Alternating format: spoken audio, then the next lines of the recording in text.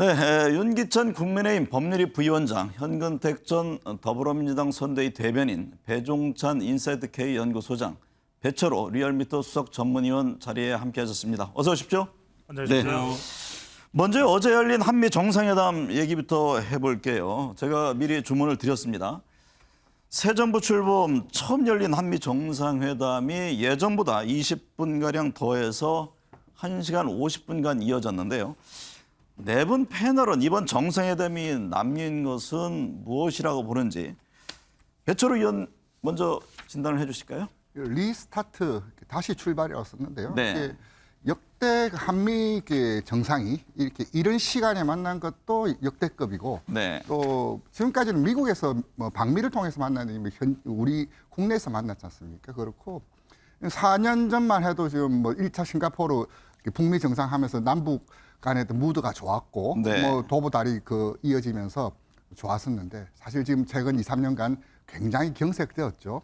이런 문제를 좀 풀기 위해서 이제 우리 정부도 출범한 지 다 열흘 됐으니까 이제 다시 이제 새 판짜는 네. 첫 걸음이 한미 정상회담 아니냐. 물론 구체적으로 들어가자면 글로벌 이슈, 안보 이슈, 경제 이슈 이렇게 세 가지로 좀 나눠졌지만 오늘까지 이제 회담 마무리되면서 이제 발표되는 내용을 좀 봐야 되겠지만 새 판짝이 이제 들어간 첫 작점, 네. 이렇게 좀 규정하고 싶습니다. 새 판짝이 리스타트 이런 진단을 해주셨네요. 윤기찬 위원장께서는 어떤 진단이신가요? 일단 형식도 그렇고 의제나 내용 측면에서도 상당히 군살 없는 회담이었다는 생각이 들어요. 물론 네. 미국이 이제 요구하는 이슈들이 있었고 또 한국이 요구하는 이슈들이 있었을 텐데 이것들이 어떤 조화 과정을 통해서 이루어졌는지는 뒤에 후일담이 나오겠지만 어쨌든 드러난 것을 보면 이념적이 아닌 좀 실리 위주의 외교 원칙을 이제 세웠다는 부분이죠. 네. 이 부분이 이제 어떻게 각국의 이익에 작용할지는 이후에 서로 간에 이제 세부적인 항목과 관련된 조율에 따라 달라지겠지만 어쨌든 선정된 의제와 공동 선언문 등을 보면 상당히 심플한 이런 네. 느낌을 주고 원칙을 좀 되살렸다. 저는 이렇게 평가를 하고 있습니다. 네, 원칙과 실리 이렇게 진단을 하셨네요.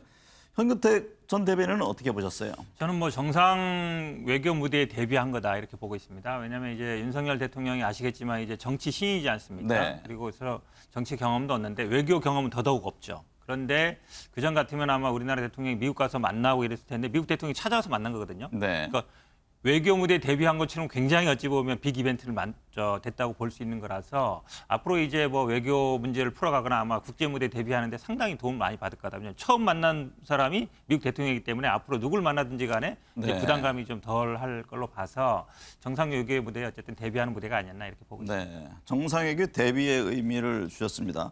배종찬 수장님은 어떤 네, 생각이세요? 저는 반도체입니다. 네. 우리 국민들이 바이든 대통령이 떠나고 나면 반도체밖에 안 남을 것 같아요. 네. 그러니까 미국도 반도체가 중요하고 우리도 반도체가 중요하다. 그러니까 경제인 거죠. 근데 이게 어떤 영향을 주냐면 저는 다른 기술 동맹이다 또 북한은 특별히 두드러지게 부각되지 않았다. 네. 그런데 지방선거를 불과 얼마 앞두고 있지 않거든요. 시선 집중입니다.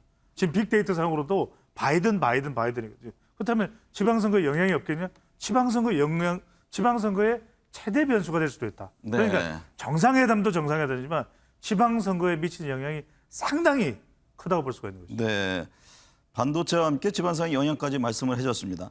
윤기찬 위원장님, 방금 이제 배 소장 말씀하셨듯이 이 중국은요 한미 간의 경제기술 동맹을 강화한 것에 대해서 언젠가는 대가를 치를 것이다. 이게 발건 정도가 아니라 상당히 경고성 멘트를 날렸는데 그동안 문재인 정부에서는 균형 외교 측면에서 경제와 안보를 달리 본 측면이 있잖아요.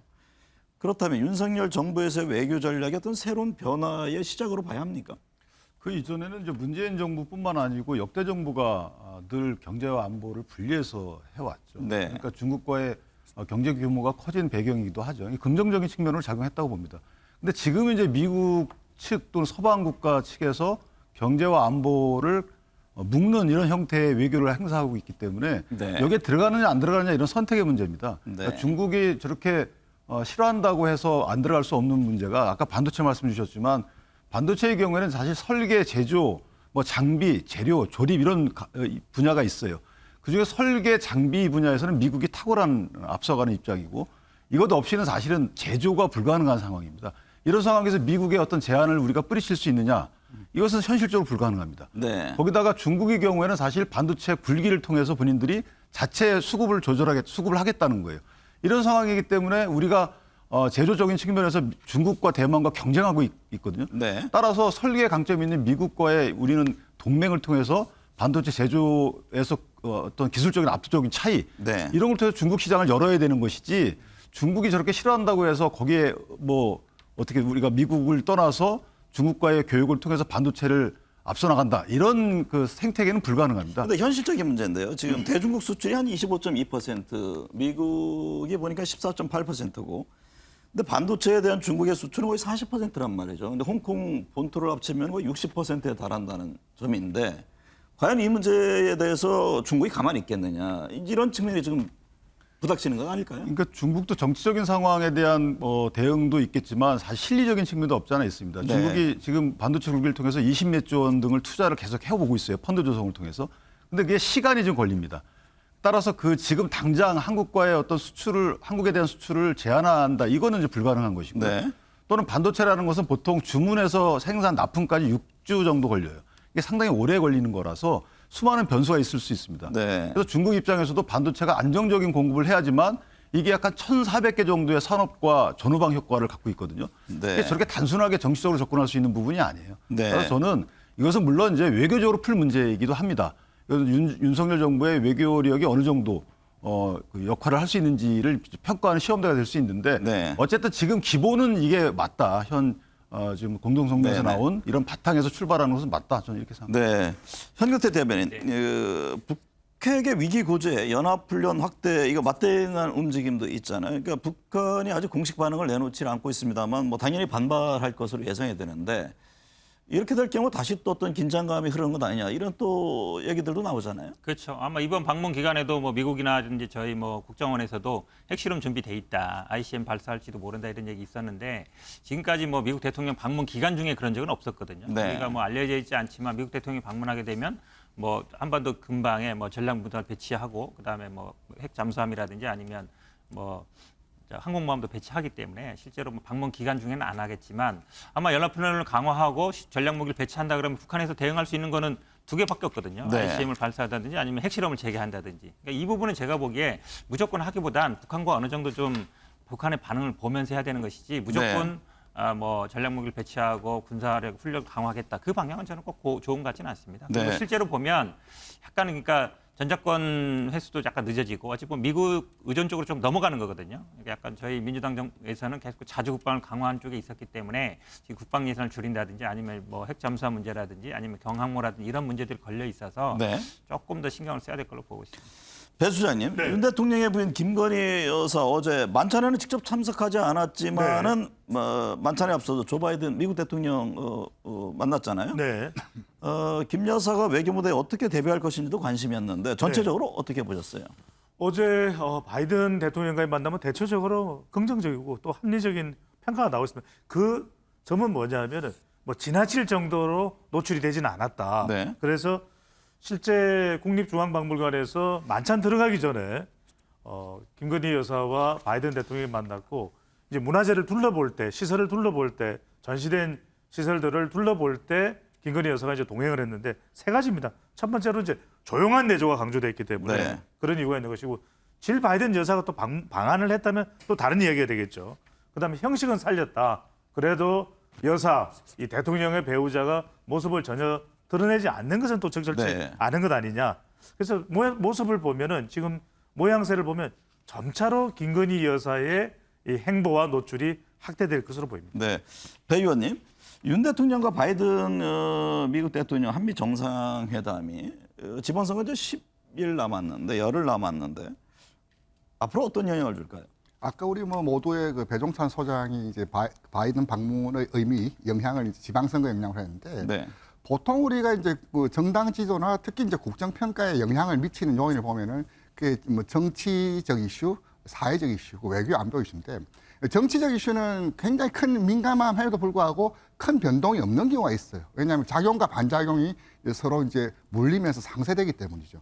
하지만 외교 안보 이슈는 급등 혹은 급락을 일으킬 수 있는 굉장히 핫버튼적 그런 요소가 있습니다. 네. 대표적으로 지난 2018년 지방선거 앞두고 이제 싱가포르 회담, 이제 그때 같은 경우는 거의 뭐 국내에 있어야 될 카메라들이 다 싱가포르로 다 가면서 이제 네. 집중했었는데 이번 선거에 영향을 미친다라면은 다른 요인보다 방미 효과, 특히 이게 이제 국정 평가나 정당지도 이제 다음 주 발표될 네. 그런 조사에 이제 후광 효과를 좀 작용하면서 전체적으로 여당에 유리한 그런 모멘텀으로 작용할 것으로 보여집니다. 네. 6일 지방선거와 동시에 7곳에서 치러지는 국회의원 보궐선거, 이번 미니 총선이라 불릴 만큼 큰 관심을 끌고 있는데요. 그 가운데 경기 분당갑 지역의 국민의힘과 민주당 후보 만나보겠습니다. 먼저 안철수 후보에 맞서고 있는 더불어민주당 김병관 후보입니다. 김 후보님 안녕하십니까? 네, 안녕하세요. 김병관입니다. 네, 지금 공식 선거운동이 시작됐는데요. 상대가 대선으로 뛰었던 안철수 후보입니다. 성남 분당갑 지역구 민심 어떻게 읽고 계신지요? 네, 제가 불과 2년 전에 1128표 차이로 낙선을 했었는데요. 네. 지난번 낙선에 대한 아쉬움을 좀 많이 표현해 주시는 것 같습니다. 그래서 이번에 꼭 당선돼서 일하게 되길 바란다 이런 말씀을 많이 주시는 것 같고요. 또 이제 상대 후보가 지역을 잘 모르는 사람이 와서 걱정도 많고 불안도 많이 있는 것 같습니다. 네. 네. 분당갑은요, 지난 총선 때 말씀하신 대로 김은혜 후보 0.7%포인트 차로 석패한 곳인데요. 현재 여론조사는 안 후보가 높게 나오고 있습니다.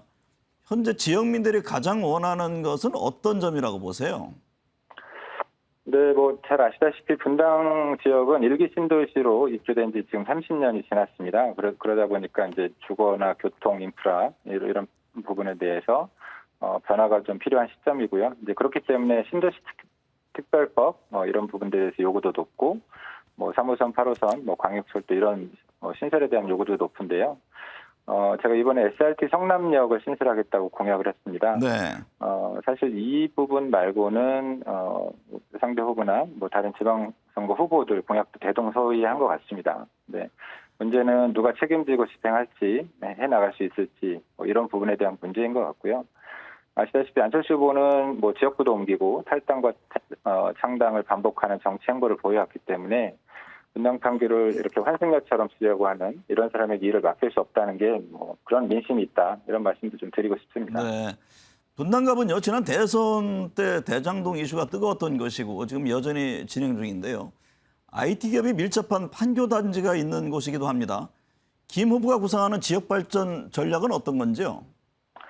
네, 먼저 좀 말씀드리고 싶은 게, 뭐, 여의도 정치에서야 뭐, 대장동이 정치 공세 도구이고, 뭐, 민감한 사안이긴 하지만, 사실 분당 판교에서 정치한 입장에서, 이 대장동은 주민들 삶의 터전입니다. 근데 자꾸 대장동에 대해서 정치 공세가 이어지고, 또 한쪽에서는 수사가 길어지고 하면서 주민들 재산권 침해도 제약되는 부분도 있고 이런 상황이거든요. 그래서, 이 부분은 뭐, 새로 주거단지가 생긴 만큼, 사실 이곳에는 뭐 성전탑 문제라든지 교통 문제, 교육 현안 이런 것들이 산적해 있는데 정치 공세로 악용되고 있다는 것이 좀 안타깝기도 하고요.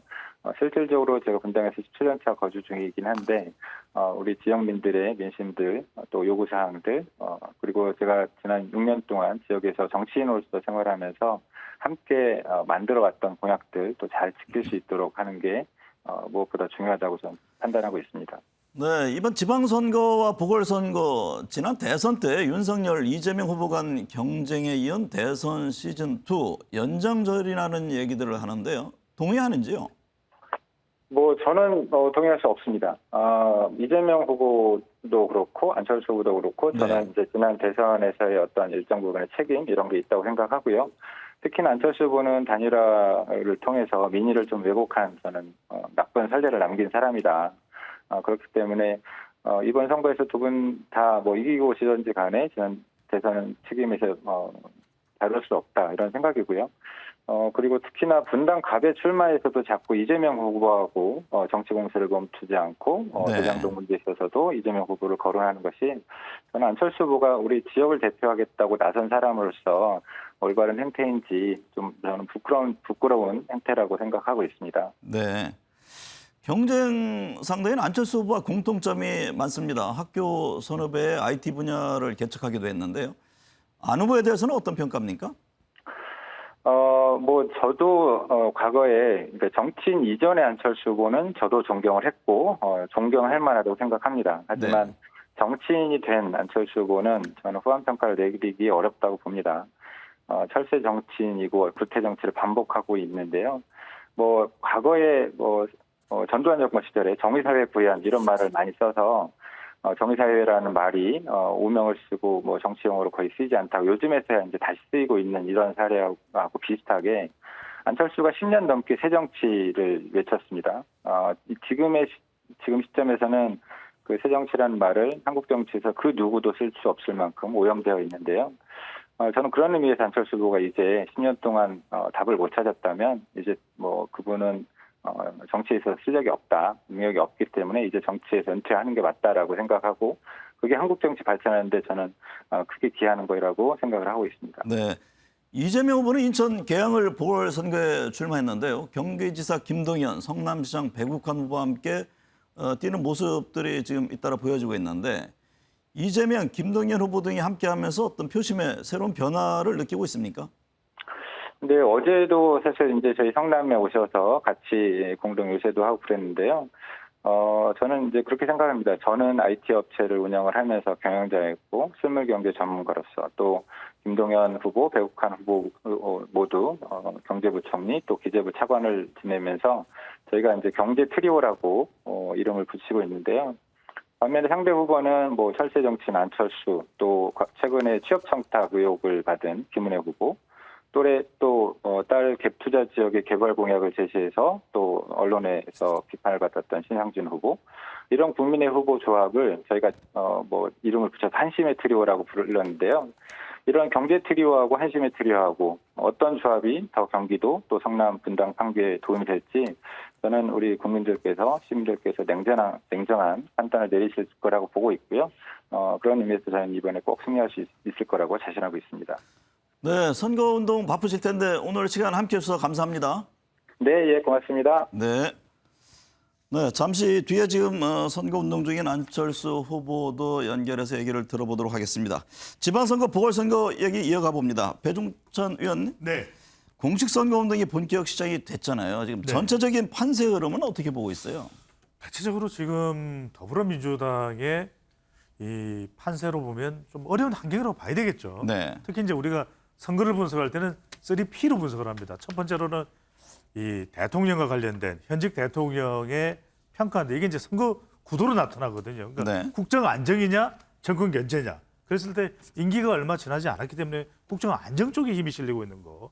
또 이슈, 정당 지지율로 놓고 보면 정당 지지율 파티죠. 네. 근데 정당 지지율도 국민의힘이 또 더불어민주당보다는 더 높게 추세로 나타나고 있고 그러니까 더불어민주당이 대선 패배도 있겠지만 최근에 성비위 그리고 비대위가 제대로 역할을 못한다 이런 평가도 있고 마지막이 중요한데 네. 선거 때는 주목받는 인물이 있어야 되거든요. 네. 그렇다면 더불어민주당이 그 구심점으로 작동되는 인물 효과가 나타나야 되는데 앞서도 말씀드렸죠. 지금 현 시점에 누굽니까? 바이든. 이거는 윤석열 대통령 여당에게 유리한 일종의 프리미엄이 되고 있다고 봐야 되겠죠. 네. 현근택 대변인님, 그 이재명 그 위원장 선거운동 중에 네네. 철제 그릇이 날라왔다고 하는데 이게 어떤 상황입니까? 뭐 있어서는 안 되는 상황인데요. 아마 지난주 금요일 날 저녁에 그 아마 구청장 후보와 같이 이제 지역 유세를 돌고 있는데 네. 술을 드시던 어떤 분이 좀 시끄럽다 이러면서 아마 치킨을 드시고 있었나 봅니다. 네. 치킨 그 뼈가 들어있던 이제 그릇을 던진 건데 물론 뭐 다치진 않았습니다만 그러니까 여러분이 아셔야 될 게 일반적인 폭행 같은 경우에는 뭐 처벌이 당사자 간에 합의도 되면 안 다쳤으면 없어질 수 있는데 선거법은 안 그렇습니다. 네. 선거 자유방해라는 죄가 폭행죄보다 굉장히 무겁습니다. 그래서 아마 구속영장을 청구한 것 같고 지금 이제 사진을 보시면 이제 위에서 날아오는 걸로 생각했는데 위에서 날아온 게 아니라 1층에서 이제 날아온 거지만 그래도 일단 후보한테 1층에서요? 직접, 그렇죠. 네. 후보한테 직접 위해를 가한 거기 때문에 아마 구속영장 청구를 오늘 했다 그러고 오늘 아마 심사를 할 걸로 보이는데요. 네. 뭐 이런 부분들은 꼭 아셔야 되는 게 일반 후보자라든지 선거 운동하시는 분들, 선거 운동원이라든지 아니면 뭐 선거 관계자들은 일반적인 그 형사 사건보다 굉장히 처벌이 중하다. 네. 이런 부분 꼭 아셔야 될 것 같습니다. 사실 여야 어떤 후보를 떠나서 저런 일이 있어서는 안 되죠.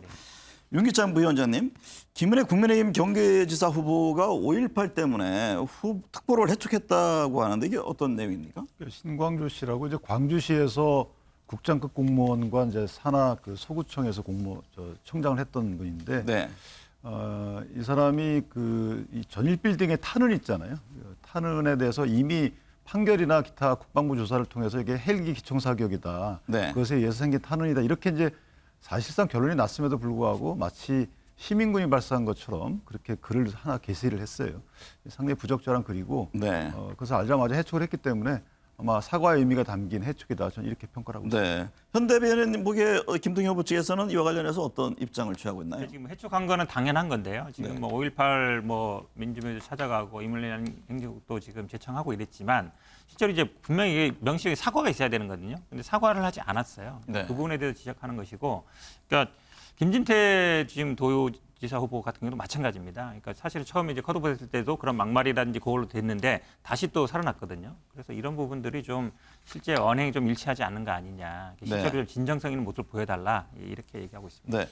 근데 그거는 이제 뭐 김진태 후보자는 이제 사과를 했고요, 명시적으로. 그다음에 신광주 씨 같은 경우에는 이제 위촉 이후에 글을 게시한 거라서 만약에 위촉 당시에 이미 그런 글이 게시된 거를 몰랐다 알았다 그러면 모르는 것에 대한 사과를 해야 되겠지만 어쨌든 개인적으로 저런 생각을 또 표현까지 했기 때문에 이미 이제 뭐 하나의 헌법 전문에 넣을 정도로 거의 민주화 운동이라는 성격이 부여된 이 행위에 대해서 또 다른 해석이 가능한 이런 언행을 했다는 것에 대해서는 상당히 이제 유감. 해촉만 하지 마시고, 그러니까 명시적으로 사과 입장 표명을 하시라. 예, 그렇게 하시면 되는 거죠. 네. 뭐 입장 표명하겠죠. 네. 네.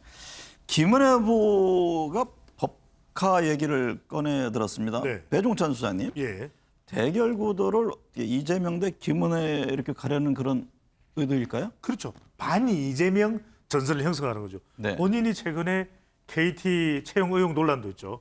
방금 전에 5.18 관련된 특보 이슈도 있죠. 이러다 네. 보니까 이런 공세에 몰리기 시작하면 지지층들이 또 중간지대에 있는 유권자층이 떨어져 나가거든요. 이럴 때 하나만 노리자. 반 이재명 전선으로 간다고 봐야 되겠죠. 네. 그렇게 보는 이유는 첫 번째로 구도로 봤을 때 불리할 것 없다. 김은혜 후보 측에서는. 또 정당 지지율로 봤을 때도 불리할 것 없다. 그렇다면 차라리 김동연 후보를 중도나 외연 확장성에 있는 김동연 후보를 강조하는 것보다는 반 이재명 전선으로 가자. 네. 이게 또 다른 이유가 있습니다. 최근에 김은혜 후보의 더 골칫덩어리는 강용수 후보. 이 정치적으로 말씀드리는 겁니다. 네. 개인적인 감정 차원이 아니라. 그럼 정치적 차원에서 선거 차원에서 강용수 후보가 상당히 부담되는데 반 이재명 전선으로 갈 때는 강용석 후보도 부담스럽거든요. 그러니까 네. 강용석 후보와 관련된 문제까지도 해결을 시도해 볼 수 있다는 점에서 반 이재명 전선은 더 강화된다고 봐야 되겠죠. 네. 배철 의원님. 서울시장 후보한 경쟁도 지금 후끈 달아오르고 있는데요. 예, 부동산 문제 관련된 공약들을 지금 잇따라 내놓고 있습니다. 오세훈, 송영길 후보와의 경쟁은 어떻게 보고 계세요? 발표되는 조사들 종합해 보면 네. 좀 오세훈 후보가 좀 여유 있게 좀 이기고 있는 것으로 좀 나타나고 있습니다. 뭐 송영길 후보는 공직선거운동 들어가면서 하루에 1% 포인트씩 추격을 하겠다는데 네. 추격이 전체 시동이 좀 걸리고 있지는 않는 그런 모양새고요. 문제는 이제 지금까지 좀 팽팽하게 좀 붙어왔던 민주당 지지층들의 흐름이 최근 들어서 좀 이완되고 있는 네. 안에서 내부 결속력도 좀 떨어지고 있는 그런 상황에서 그 배경은 뭘까요? 이제 전체적으로 팽팽하게 붙어왔었는데 네. 이제 전체적으로 아까 배종찬 소장도 이야기했지만 비대위의 어떤 구심력이 조금 이렇게 확장과 이제 다직이 네. 좀 혼선을 빚어지고 있는 거 아니냐라는 그런 문제 있고 뭐 사안으로 따지자면 뭐 박안주 의원 성비위 이 사건도 좀 무시할 수 없겠죠. 네. 여튼 어떤 국민의힘 민주당 지지층이 좀 결속을 제대로 못 하고 있는데 네. 내일 이제 봉화에서 벌어진 노무현 대통령 추모식 그리고 이제 법정 토론 이것을 모멘텀으로 어떻게 좀 잘 활용할지가 송영길 후보가 좀 열세를 네. 극복하는 이 요인 아니냐 좀 그렇게 좀 보여집니다. 말씀하신 대로 오세훈 송영길 첫 양자 토론에서 부동산 문제 또 민영화를 둘러싼 공방이 있었습니다. 현근택 대변인께서 보시기에 이번 서울시장 선거의 최대 변수는 뭐가 될까요? 뭐 지금 말씀하신 것처럼 뭐 지지율이 사실은 붙어야 이게 막 여론의 관심을 보는데 네. 별로 그러지 못하는 상황입니다만 지금 아마 이제 송영길 후보가 계속 얘기하는 건 이겁니다. 아니, 3번까지 했는데 이제 4번 하겠다고 한다. 3번 네. 할 때 동안 이거 하겠습니다, 저거 하겠습니다 했는데 그동안 한 게 뭐냐. 특히 이제 지난번에 뭐 임기 짧았지만 제가 나오면 임기 짧지만 일주일 내에 부동산 다 잡을 수 있습니다. 재건축, 재개발 다 풀어줄 수 있습니다. 했거든요. 근데 이제 부동산이 오르고 이러면서 그 부분에 주춤한 거예요, 실제로. 네. 못하고 있거든요. 그러면 사실은 우리가 임기를 물론 연속으로 한 건 아닙니다만 중간에 그만두고 뭐 다시 보궐로 나왔습니다만 3번까지 하면서 특별한 실적이 없는데 4번 하면 뭐 달라질 게 있겠느냐. 이제 네. 이 부분을 공략하는 것 같습니다. 네. 윤기찬 위원장은 핵심 관심 무엇이 될 것으로 보세요? 저는 지금 송영길 그 후보가 이전에 당대표도 했잖아요. 그러니까 네. 이 집권 여당의 당대표로서 집권당 지난 정부죠. 지난 정부의 부동산 정책에 대한 실패에 대한 책임도 있기 때문에 뭐 비교 우위가 없어요. 솔직히 말씀드리면. 그럼에도 불구하고 송영길 후보는 또 인천에서 오셨거든요. 근데 인천에 가 계신 이재명 전 지사께서 또 인천의 발전이 지체됐다. 계양구에. 네. 이런 말씀도 하신단 말이죠.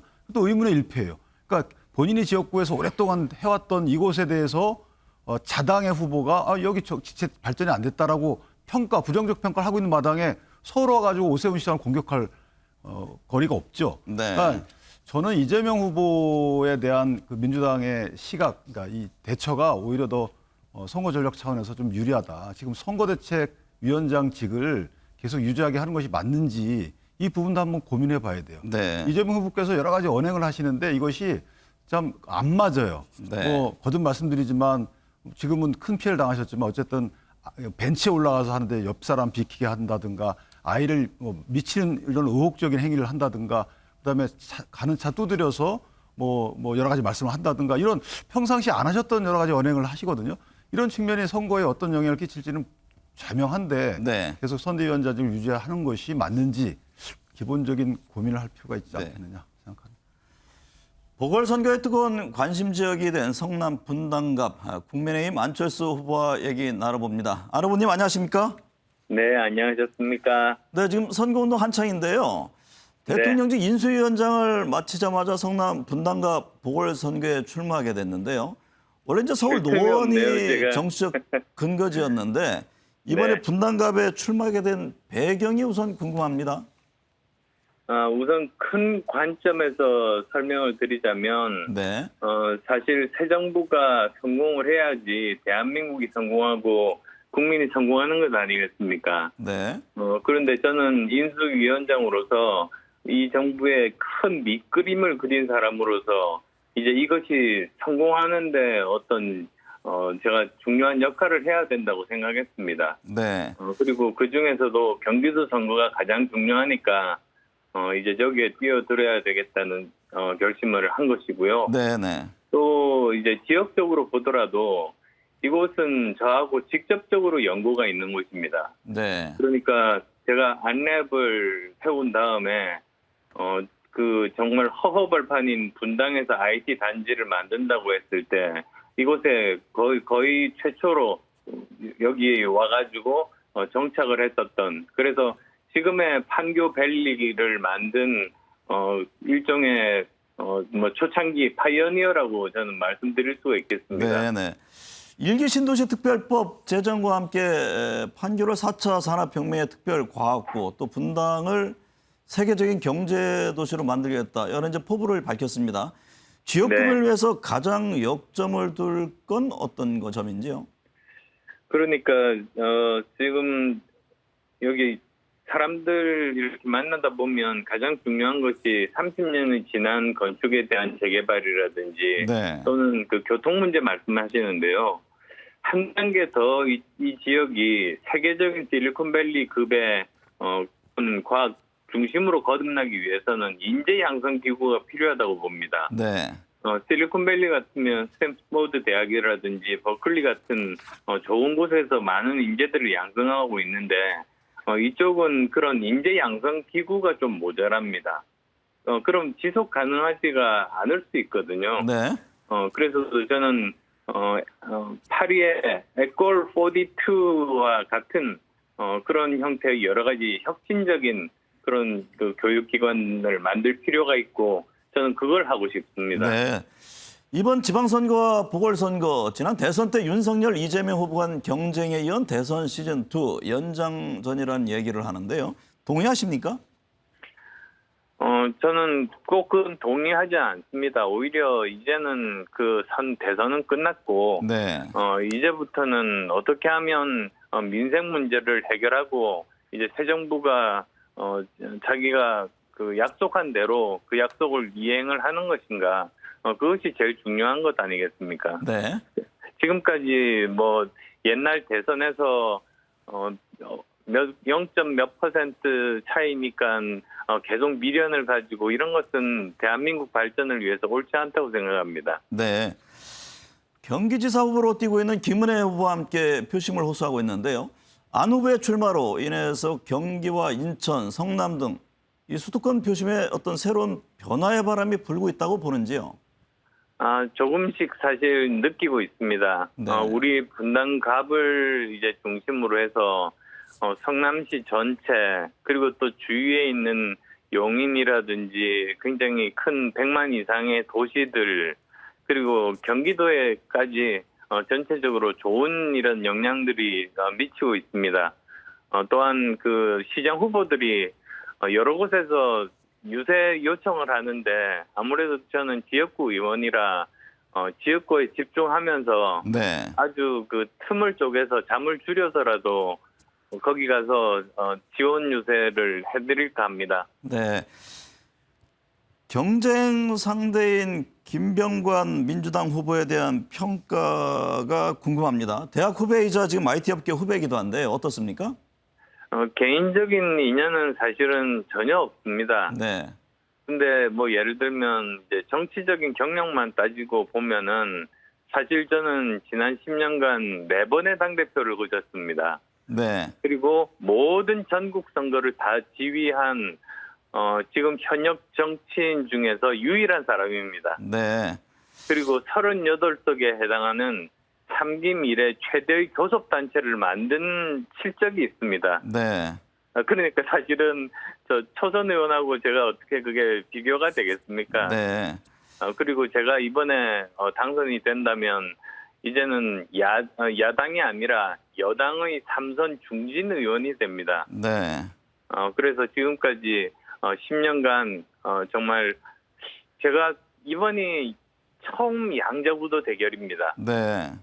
10년 동안 제가 항상 무소속 3번, 4번, 5번 그렇게 해서 10년을 살아남았습니다. 네.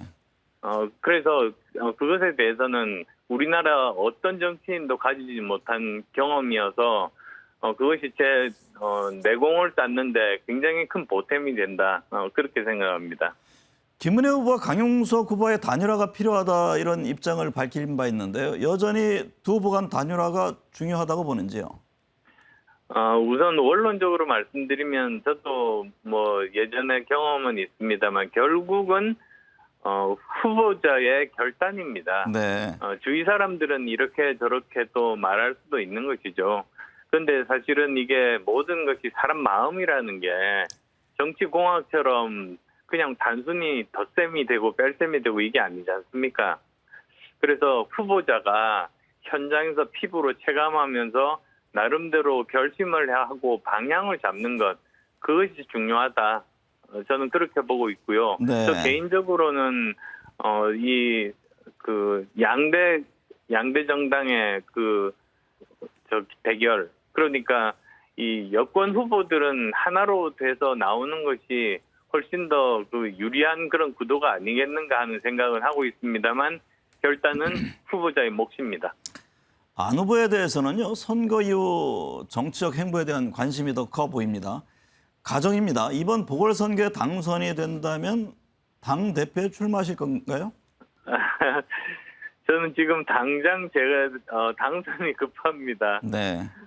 정말 제 모든 것을 다 걸어서 오늘 아침 새벽 6시 반부터 시작해서 선거운동 열심히 다니고 있습니다. 네. 저는 항상 선거 이렇게 할 때마다 제가 초선 때 상계동에서는 한 달 내내 지도에서 제가 걸어다닌 골목들을 다 표시하면서 한 곳도 빠지지 않고 한 달 내내 걸었습니다. 네. 운동화 구멍이 진짜 뚫어지더라고요. 네. 그 정도로 저는 지금도 마찬가지로 열심히 네. 하고 있고, 고개를 드는 순간 선거는 지게 마련입니다. 끝까지 겸허한 자세로 주민께 다가가겠습니다. 네. 선거운동 바쁜 와중에 함께해 주셔서 감사합니다. 네, 항상 감사드립니다. 네. 네, 정치자담 이어가겠습니다. 배철우 위원님, 국민의힘이 호남에 공을 들이는 모습입니다. 이준석 대표가 현수막이 찍히자 뭐 직접 이렇게 고치기도 하는데 호남에서의 여당 지지율 흐름은 어떻습니까? 지난주 발표한 그 갤럽 조사에서 13%가 나왔어요. 네. 호남에서. 뭐 지난 대선에서의 그 윤석열 후보 득표율, 이제 박근혜 그 전 대통령이 당선됐던 시기에 이어서 두 자릿수 득표하셨는데 네. 그 흐름이 좀 그대로는 좀 이어지고 있는 것 같고 네. 또 하나 흥미로운 것은 지난 월화수 조사했던 MBS 조사를 보자면 그 이번 지방선거를 어떻게 보냐 새 정부에 대한 힘을 실어야 된다 이 의견도 호남에서 25%가 나왔어요. 네. 호남에서 좀 지형이 뭐 크게 바뀌거나 뭐 당락 접전을 가늠하는 그 수준까지는 아니지만 밑에서부터 조금씩 변화하고 있는 흐름은 지금까지는 좀 이어져 오고 있다. 네. 그렇게 말씀드릴 수 있겠습니다. 사실 뭐 이번 지방선거뿐만 아니라 앞으로 어떤 선거라든가 전체 국정 운영을 위해서도 공을 들이는 그런 모습으로 이해가 됩니다. 국민의힘과 민주당이요 김은혜 후보의 채용 청탁 의혹을 놓고 맞고발에 들어갔습니다. 현근택 대변인 네네. 주요 내용이 어떤 거죠? 이게 2012년 가을에 이제 KT 대졸 신입사원 채용과 관련된 얘기입니다. 네. 당시에 아마 그 김인혜 지금 후보가 알겠지만 청와대 MB 때 대변인을 하다가 이제 KT에 이제 임원으로 가 있었거든요. 네. 그 당시에 김성태 의원이 아마 이 사건과 관련돼서 지금 재판을 받고 최종적으로 업무방해와 뇌물수수 혐의로 이제 유죄 판결을 받았거든요. 이제 그 판결문에 보니까 김은혜 후보가 본인의 지인을 이제 추천한 게 나왔단 말이죠. 네. 근데 1차 면접에서 처음에 탈락했는데 나중에 이제 합격한 걸로 조작됐다. 그러면서 결국은 부장청탁에 관여한 게 아니냐 이제 논란이 됐었고 여기에 대해서 김은혜 후보가 나는 관여한 적도 없다. 부장청탁한 적도 없다. 이렇게 얘기를 나왔는데 참고인 조사를 받았거든요. 당시에 네. 검찰 조사에서는 내가 우리 뭐 시댁 쪽 사람이고 그냥 제가 청탁은 한 건 아니고 뭐 네. 기준에 맞게만 해달라 이렇게 얘기한 거다 이렇게 얘기하고 있는데 결국은 말을 바꾼 거 아니냐 네. 이거에 대해서 지금 업무 방해는 뭐 공소시효가 7년이다 보니까 지났다고 볼 수 있겠지만 결국은 이 선거 과정에 이 거짓말을 한 거 아니냐 그럼 네. 이제 허위사실 공표가 되는 거거든요. 이걸로 네. 이제 고발을 한 상황이라 아마 제가 보기에는 결국은 공정과 상식 그 문제인데 두 가지입니다. 제가 보기에는 첫 번째 논란이 되고 있는 건 뭐냐면 당시에도 김은혜 후보가 30대 후반이었는데 네. KT의 임원을 낙하산으로 간거했거든요. 그게 과연 맞느냐 있었고 그렇게 들어갔는데 거기에서 또 시댁 쪽 사람을 추천을 받아가지고 추천한 게 맞느냐. 네. 그러니까 결국은 물론 지금 변명을 어떻게 하고 있냐면 최종 합격 안 했다 이렇게 네. 얘기하는데 최종 합격하고 안 하고가 중요한 게 아니라 추천한 게 정당한지 네. 그다음에 그 추천 목록이 대부분 보면은 힘 있는 사람들이었거든요. 어디 뭐 사장, 어디 대표 이런 사람들이었는데 그 중에 들어 있었고 당초에 1차 면접에서 불합격했는데 네, 합격으로 어떻게 변경되느냐 이 부분이 네. 제가 보기에 관건이 될 것 같습니다. 윤기찬 부위원장님, 김은혜 후보 측은 어떤 입장인가요? 그러니까 추천은 한 것 같아요. 제가 보더라도 추천은 한 것이고 다만 부정 청탁은 안 했다. 네. 이게 약간 다른 것이죠. 추천은 이제 뭐 전무 누가 추천했다라고 어딘가 기재가 되겠죠. 그런데 그 추천한 것에 의한 영향력이 있었을 수 있어요. 제가 보더라도. 네. 예컨대 뭐 김은혜 후보가 당시에 이거 이렇게 해다오. 이 사람 반드시 면접에 붙게 해줘. 또는 최종 합격시켜줘. 이런 식으로 청탁은 없었다는 겁니다. 네. 그렇기 때문에 이 부분이 김은혜 후보가 사실과 다른 말을 했다고 보여지지는 않고요. 다만 추천하게 되면 이제 임원이기 때문에 그게 어느 정도 영향력은 끼쳐지겠죠. 그 정도를 인식하고 추천했다고 해서 그것이 형사적으로 업무방해에 이르지는 않는 것이고요. 네. 따라서 부정청탁의 개념에도 해당하지 않습니다. 네. 그렇기 때문에 부정청탁 안 했다라는 김은혜 후보의 말이 허위사실 공표죄에 해당하지 않는 것이죠. 네. 현 대변인, 이재명 후보의 정치적 근거지인 성남시장 역시 네. 이번 지방선거에서 관심 지역 중 하나인데 네. 신상진 국민의힘 후보와 배국한 민주당 후보가 맞붙고 있는 상황인데요. 신 후보의 갭 투자 관련 가족 문제가 거론된다고 하는데 이건 어떤 내용입니까? 뭐 성남 아시는 분들 있겠지만 은행동이라고 굉장히 이제 지금 성남 법원이 이제 맞은편 쪽에 있는 겁니다. 네. 이게 중원구에 해당되는데요. 사실은 굉장히 어쨌든 재개발 재건축에 이슈가 되는 지역인데 2020년 7월에 그 딸이 1억 7천 정도의 그 빌라를 샀는데 그게 네. 아마 1억 2천 정도는 아마 전세를 낀 것 같고, 그러니까 현금 5천 정도 들어갔다는 겁니다. 그러니까 외할머니한테 빌렸다는 건데 문제는 뭐냐면 이제 신상진 후보가 여기서 국회의원을 오래 했거든요. 여러 네. 번 했는데 이번에 시장 나오면서도 그 지역에 이제 재개발 공약을 내세웠다는 거거든요. 그러니까 물론 이제 성남 구시가지는 대부분 재개발 공약이 되는데 하필이면 아버지가 시장 나오고 재개발 공약하는데 그 지역에 딸이 갭 투자한 거 아니냐 네. 이제 문제가 돼서 이게 논란이 되다 보니까 아마 이제 뭐 팔겠다. 네. 당선되면 팔겠다 그랬다가 이제 그게 좀 아닌 것 같으니까 그 다음에 이제 집 내놨다 그러는데 이걸 보도한 또 기자를 고소를 했더라고요. 네. 왜냐하면 사실은 근데 적절하지 않죠. 물론 성남 지역 전체가 재개발 이슈가 되는 건 맞지만 하필이면 아버지가 시장 나오는데 인허가권이 있는 사람 아닙니까? 네. 있는데 딸이 2년 전에 그 지역에 이제 갭 투자를 해서 연립을 샀다 그러면 누가 봐도 제가 보기 오해를 받을 수 있는 소지가 있다고 네. 보고 있습니다. 윤 부위원장님, 신후보 측에서는 이게 사실과 다르다. 해당 언론사 고발 조치를 한다는 입장인 거죠? 그러니까 이게 약간 이 스토리를 만든 거예요. 이게 2020년 7월달에 샀다는 것이거든요. 딸이 샀다는 것인데 그때는 신 후보가 국회의원도 아니었어요. 그러니까 젊은이가 돈 끌어모아서 산 거예요. 그 다음에 이 지역은 2000년도부터 재개발 이슈가 이 구도심입니다. 네. 재개발 이슈가 늘 있었던 것이고 큰 정비계획에도 이 재개발 지역으로 어느 정도 편입이 돼 있단 말이에요. 네. 그렇기 때문에 이 상황을 갖고 그 이후에 이제 2년 후에 시장을 나온 거예요. 그러면 딸이 신 후보가 시장 나올 걸 대비해서 그걸 샀다는 의미, 그러면 문제가 되겠죠. 근데 그게 아니잖아요. 네. 시장도 이게 전격적으로 나온 거란 말이에요. 자, 그렇다면 민주당에서 제기될 건 뭐냐면 이 지역을 재개발하지 말란 소리입니까? 재개발 공약을 넣지 말란 소리냐? 네. 아니면 젊은이가 갭 투자해서 그 집을 사지 말라는 그런 소리냐? 2020년도면 한참 그럴 때란 말이죠. 안 그러면 신 후보가 시장 나오지 말란 소리냐? 네. 세 가지를 나눠놓고 보면 다 납득이 안 되는 말들이에요. 이거 두 개를 엮어놨단 말이에요. 따라서 물론 외관상 보면은 그럴듯해 보이지만 실제는 시간 흐름상을 놓고 보면 문제될 게 하나도 없는 것이에요. 네. 내일이 노무현 전 대통령 13주기입니다. 배종찬 소장님, 문재인 대통령을 포함해서 이제 야권이 됐죠. 네. 주요 인사들이 많이 참여할 것이고, 근데 여당도 한덕수 총리, 김대기 비서실장, 이준석 대표, 당정청이 지금 총 출동한다고 합니다. 그렇죠. 네. 여론에 어떤 영향을 미칠까요? 영향은 미칩니다. 근데 저는 네. 제한적이다. 네. 왜 그럴 수밖에 없냐면은 더불어민주당 쪽에서는 24일부터 판세가 바뀔 것이다. 왜? 23일 노무현 대통령 추모식이 있기 때문에. 그런데 이게 이렇게 보면 어떤 이벤트가 일방적으로 흘러가면 그럴 수가 있습니다. 그런데 우선은 노무현 전 대통령의 영향, 누구에게 어떤 유권자에게 영향을 줄 수 있냐. 대체적으로 40대, 50대, 지몬미, 지켜주지 못해 미안해요. 네. 선거청에게 영향을 줄 수 있는데 이게 더불어민주당에서는 기회로 생각을 할 수 있는데 그렇다면 일방적이라 해야 되거든요. 네. 일방적으로 영향을 줘야 되는데 지금 2010년 무상급식이라고 하는 방아쇠 효과가 있었고 2014년에는 지방선거 때 또 세월호 사건이 있습니다. 그렇다면 이럴 때는 노무현 전 대통령의 영향력이 추가적으로 작동이 될 수가 있는데 네. 이번의 경우에는 여당에서도 심지어 정부에서도 공들이겠다. 한덕수 총리가 가겠다. 또 여권 핵심 관계자들도 가겠다. 이렇게 돼버리면 결국 공격과 방어가 같이 되거든요. 이러다 네. 보면 미치는 영향력은 제한적이다. 네. 한덕수 총리 후보자에 대한 국회 인준 마무리 되면서 이제 내각 인선이 어느 정도 이제 마무리 국면으로 접어들었는데요. 네 분이 보시기에 이번 윤석열 정부의 첫 내각 인선이 남긴 것은 무엇이라고 보는지 우리 배 의원님부터 말씀을 해주실까요?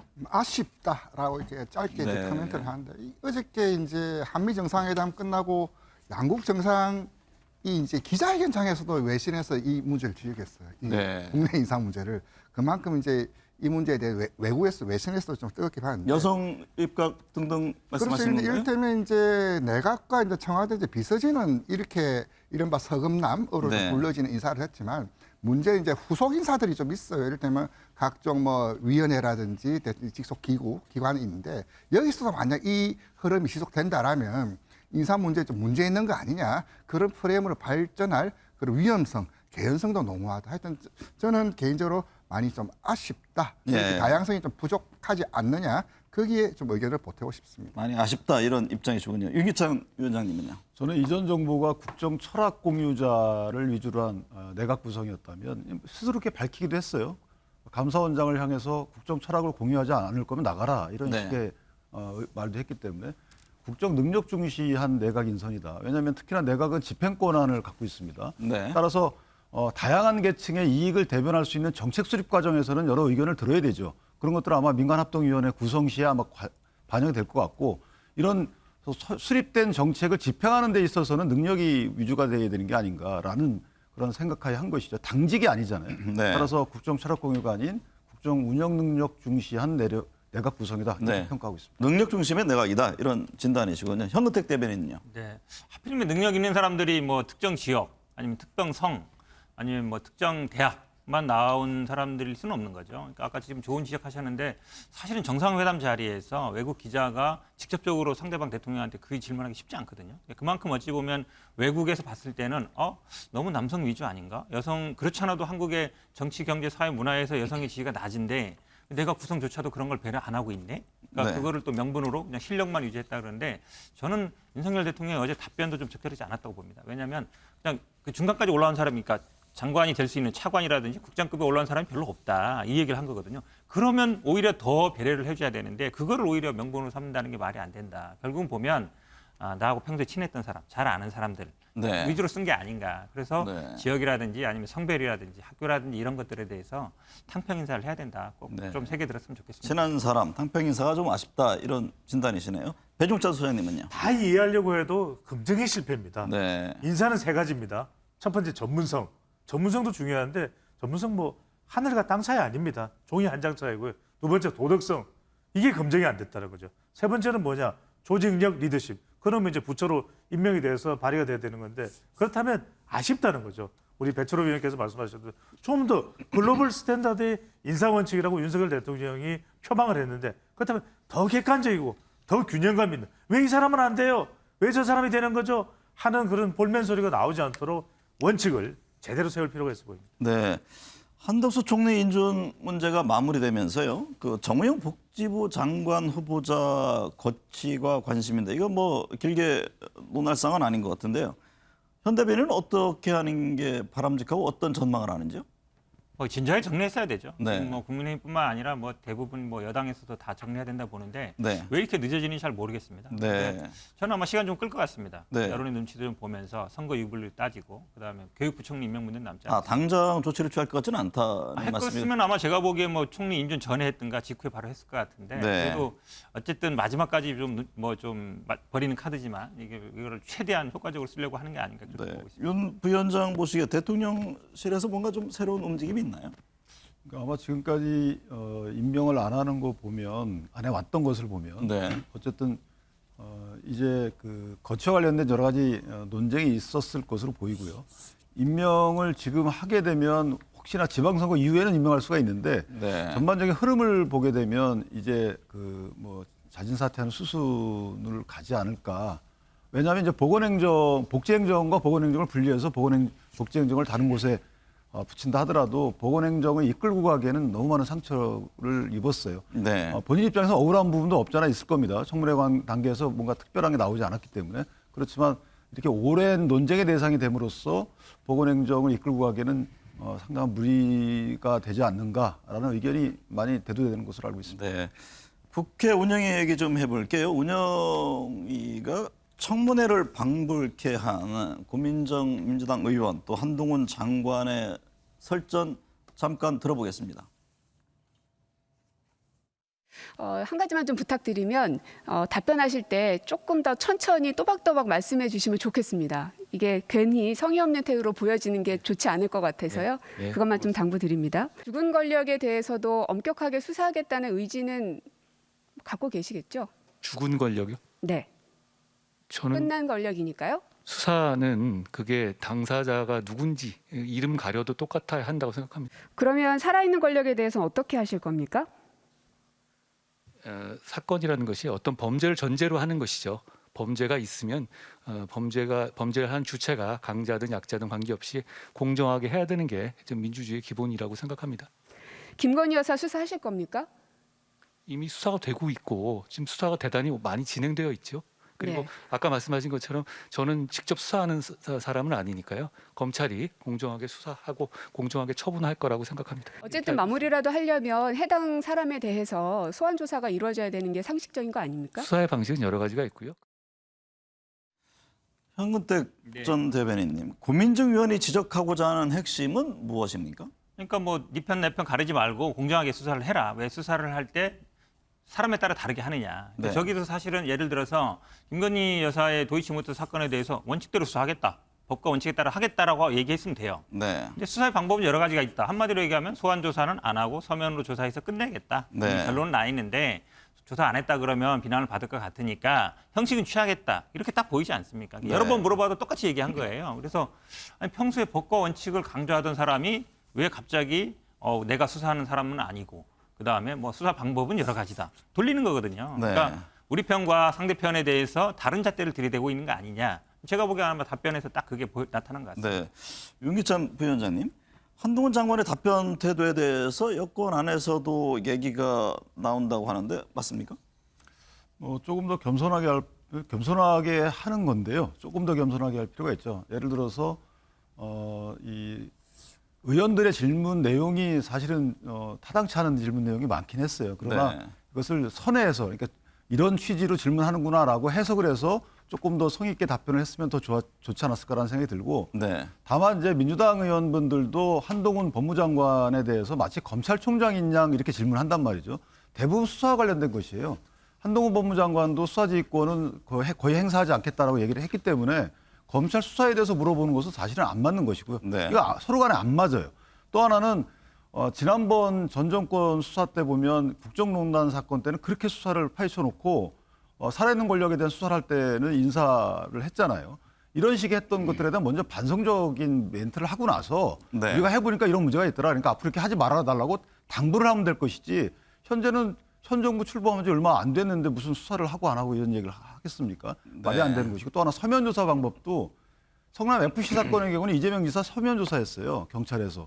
이거 문제 삼았잖아요. 근데 거기에 대한 멘트도 전혀 없이 서면 조사하는 것은 그 자체에 대해서 부당성을 얘기한다는 것은 이게 지금 서로 저분이 하는 말씀 자체가 내 편, 네 편에 따라 잣대가 달라요. 네. 그러니까 본인에 대한 입장부터 명확히 먼저 되돌아보고 나서 얘기를 하셔야 되지 않을까라고 짧게 생각합니다. 말씀드리면 네. 성남 FC는 그래서 이제 검찰에서 재수사해서 지금 압수수색하고 있지 않습니까? 수사를 할 겁니다. 근데 지금 김건희 여사에 대한 도이치모터 사건이 이게 몇 년 됐지만 사실은 어찌 보면 거의 끝나는 분위기입니다. 뿐만 아니라 여러 가지 학력 문제라든지 경력 문제에 대해서 수사를 하겠느냐 그 질문을 하고 있는 거거든요. 근데 그거에 대해서는 수사 방식은 여러 가지다. 봐주겠다고 하는 거죠. 그렇게밖에 해석할 수 없는 거예요. 제가 두 가지만 말씀드리면 성남 FC 사건이 재수사하는 입장은 뭐냐면 일단 경찰에 무혐의를 했어요. 전혀 자금 추적도 안 하고 무혐의를 했단 말입니다. 그랬더니 성남지청에 박하영 차장검사가 항의성 사표를 내면서부터 이게 문제가 불거졌어요. 그러니까 수원지검에서 재기수사라고 나왔죠. 재기수사가 다시 경찰로 내려갔습니다. 경찰에서 압수수색을 했습니다. 법원도 인정한 거죠. 그러면 재기수사에서 압수수색하는 경우는 전 본 적이 없어요. 원래는 본수사에서 압수수색해서 보완하는 게 재기수사 내지 보완수사인데 이거는 안 했던 압수수색을 재기수사 내지 보완수사에서 합니다. 그럼 경찰에서 수사가 부실했다는 게 거의 입증이 되는 거죠.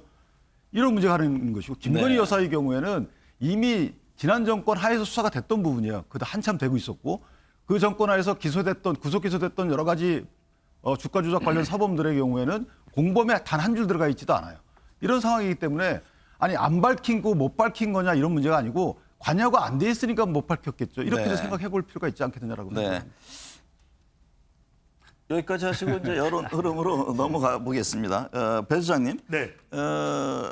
윤석열 대통령의 지지율이 취임 초에 비해 상승하고 있습니다. 일각에서는 이게 시간차 허니문 아니냐 이런 얘기가 있던데 어떻게 보세요? 그래서 나오는 이야기가 배구 지지율이다. 네. 배구 지지율이 뭐냐면 배구에서 중요한 게 시간차 공격이거든요. 네. 속공도 중요하지만 시간차 공격이다. 그런 이유는 이제 임기가 시작되고 좀 우호적인 이슈들이 이제 등장하는 건데 허니문이라는 건 뭐냐면 중간지대에 있는 2030 MZ 세대도 와 잘한다. 네. 여성들도 와 잘한다. 중도층도 와 잘한다. 이게 돼야 되는데 그게 아니라 노 허니문이었고 신구 세력 갈등이고 계속 그런 대선 결과 여파가 여전히 지속되지 않았습니까? 네. 그런데 윤석열 대통령의 기회가 온 겁니다. 이른바 밥안집. 반은 또 뭐냐? 뭡니까? 바이든입니다. 아, 바이든 와 방문했네. 그다음에 반은 뭐냐 하면은 바로 반도체입니다. 이게 네. 경제이기 때문에 이 경제와 관련된 이슈들이 또 반응하거든요. 근데 마지막에 뭐냐? 집. 그동안 대통령 지지율을 짓눌러 왔던 것이 대통령 집무실과 인사 논란이었거든요. 네. 근데 한덕수 총리 후보자 인준됐죠. 또 집무실이 이번에 바이든 대통령이 방문하면서 활짝 공개가 됐어요. 네. 그래? 저 정도면 뭐 나쁘지 않은데? 괜찮은데? 그냥 저냥 돌아가는데? 이런 인식이 가능해지기 때문에 이른바 밥안집 효과가 네. 나오는 걸로 보입니다. 배철희 의원님께는 제가 이 질문을 드릴게요. 지금 50대의 표심이 바뀌고 있다. 일부에서는 그런 진단들을 하는데 국민의힘 지지율이 오르고 민주당 지지율이 내려갔다는 점인데 이게 어떻게 무관심층으로 돌아서는 겁니까? 아니면 실질적인 어떤 지지 흐름 자체가 바뀌고 있는 겁니까? 이제 조금씩 바뀔 수 있는 그런 개연성도 없잖아요. 근데 이제 네. 보통 우리가 가면은 바로 턴을 하는 것이 아니라 약간 좀 예열 좀 있고 중립지대에서 좀 관찰하고 그러고 나서 격려를 하는데 지금은 조금 조정기 혹은 변화가 급변하고 있다라고 진단하기는 좀 그렇고 네. 좀 다시 한번 또 보고 싶다, 보고 있다 그 정도로 해석하는 게 타당하지 않나 싶습니다. 네. 마지막으로요. 좋은 앞선입니다만 미리 좀 선거 예상 관련된 건데 이번 지방선거 17곳의 광역단체 중에서 여야 각각 몇 석을 얻어야 선전 또는 승리라고 볼 수 있을지 네 분의 의견을 들어보겠습니다. 배중찬 수사님 네. 제일 먼저 답하셨나요? 국민의힘은 12곳입니다. 그런 네. 이유는 뭐냐면 지난 대선에서 윤석열 대통령이 이긴 곳이 10곳인데 지금 여하튼 임기가 시작됐는데 그냥 10곳이다? 그건 아닌 거죠. 네. 12곳은 충청을 거의 확보한다는 전제하에 12곳이기 때문에 그래야 승리다. 이렇게 예상할 수 있을 테고 더불어민주당은 불리한 환경이다. 그래서 숫자를 따질 게 아니라 경기도를 이기면 다 이겼다. 네. 선방했다. 잘했다. 평가가 가능할 겁니다. 경기도가 중요하다 이런 말씀이시군요. 예. 배철 의원님은 몇 석입니까? 결국 이제 승리했냐 패배했냐 이겼냐 졌냐를 가늠하는 것은 수도권과 충청에서의 결과표라고 보여집니다. 네. 수도권에서 2곳 이상 이기면 승리했다. 근데 지금 이제 기준점이 과거에는 서울이었는데 이번 선거만큼은 경기에서 이기는 네. 자가 결국 수도권 승리 아니냐 네. 보여지고요. 네. 그리고 또 하나 충청에서의 성자, 그래서 충청, 대전, 충남북, 세종 네 곳에서 2곳을 이상을 얻는 자가 네. 진영이 승리했다. 그렇게 규정하지 않냐. 그렇게 좀 보여집니다. 윤기찬 부위원장님은요? 저는 지금 냉정한 표현으로 민주당이 5곳을 이기면 그 선방이고 5곳. 6곳을 이기면 이긴 거다. 네. 이게 현실적인 것 같아요. 현재 나온 걸로 봐서는. 지금 뭐 전남, 전북, 광주, 그다음에 제주, 세종 네. 뭐 이 정도에서 하나 더 얻게 되면 이긴 게임이다라고 보는데 물론 민주당 입장에서 그런 겁니다. 현재 네. 입장에서 앞으로 달라질 수 있겠지만 따라서 선거 전략을 이제 바꿔야 되지 않을까라고. 네. 현근택 대변인요. 저도 똑같습니다. 지금 아마 과반 득표를 목표로 하고 있고요. 아마 충청권에서 한 2 내지 3, 그다음에 이제 수도권에서 2 하면 저희들은 승리라고 보고 있어서 9대8이 저희들이 목표로 잡고 있고 아마 과반을 차지하는 데가 어느 쪽이든지 간에 승리하는 게 아닌가 이렇게 보고 있습니다. 네. 그 중에 가장 핵심은 또 경기도가 될 것 같습니다. 네. 역시 경기도의 중요성을 네 분 다 말씀을 하시네요.